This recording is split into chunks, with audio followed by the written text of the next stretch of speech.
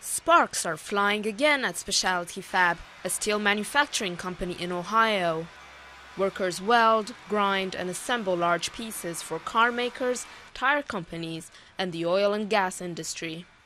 These frames here will have big electric motors or diesel engine motors on them and compressors which will compress and pump natural gas.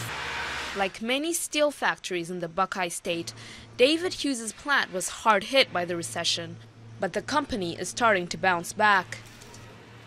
In 2008, we went down to about 10 to 12 people total.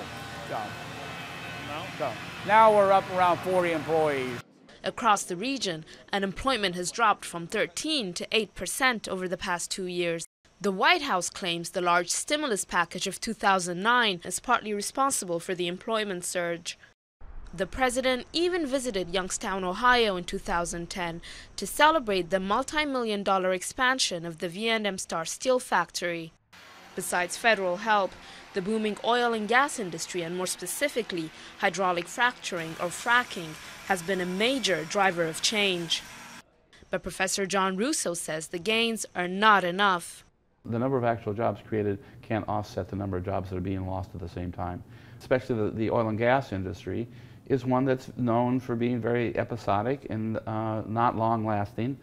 Things may have brightened for some, but for 60-year-old Ray, little has changed. The former assembly line worker was employed at the same company for 30 years. He was laid off 3 years ago and has been looking for work ever since. Even for the factory worker jobs, and resumes and stuff like that, and I had never written a resume before. I'm doing a little day labor with a janitorial firm now, so that can help. And I'm looking for other things like school crossing guard and stuff like that.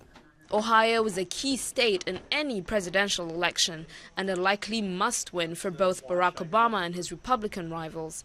But despite claims and signs it's on the road to recovery, the manufacturing powerhouse still has a long way to go.